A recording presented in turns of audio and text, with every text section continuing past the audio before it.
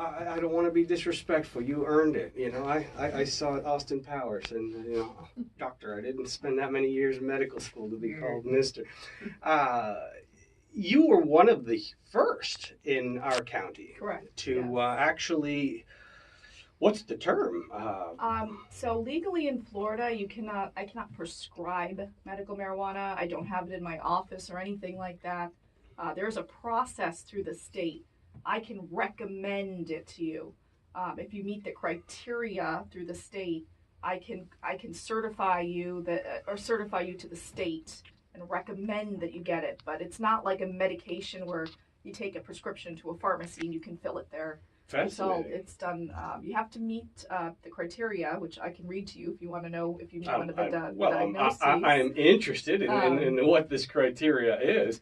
But so you have to have, if you have a history of cancer, Mm-hmm. epilepsy or seizures, glaucoma, HIV or AIDS, post-traumatic stress disorder, ALS, or other neurodegenerative diseases, Parkinson's disease, Crohn's disease, multiple sclerosis, Wow. and there's a general classification. It's kind of vague, and I'll just quote it right out of the Florida law.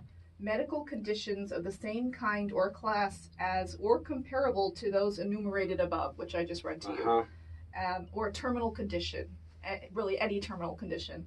And then there's one which I see a lot of, chronic non-malignant pain. My specialty is physical medicine and rehabilitation, in which I do a lot of pain management. And we all know about the opioid crisis. Well, I was just gonna chime in on that. Yes. So, I mean, based on those words, I mean, is this an actual, dare I say, replacement Absolutely. for opioids? Mm-hmm. I mean, that's how I got into this. So I've been practicing medicine in Vero Beach for almost 11 years, and I, seeing patients with pain every day. Not everyone is helped by injections or physical therapy. And opioids, I mean, we know they're causing a lot of deaths. So I've always had interest in holistic alternative methods. I do acupuncture as well. So I decided to look into it. And I took the course. There's basically an online course for physicians when the law first came out in 2016. It was approved for this diagnosis. But this is what I find fascinating. I guess in my brain, things like opioids and all these other RX prescription drugs. I mean, these are concoctions that we've made, and they're legal and they're being distributed. I was reading on the internet this weekend, sort of studying up for this.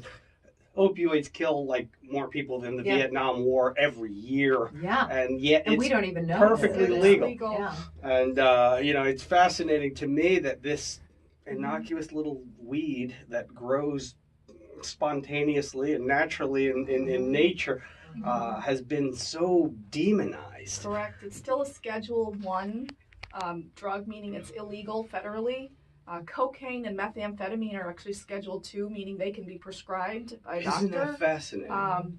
So where does that come from? I mean, where did we?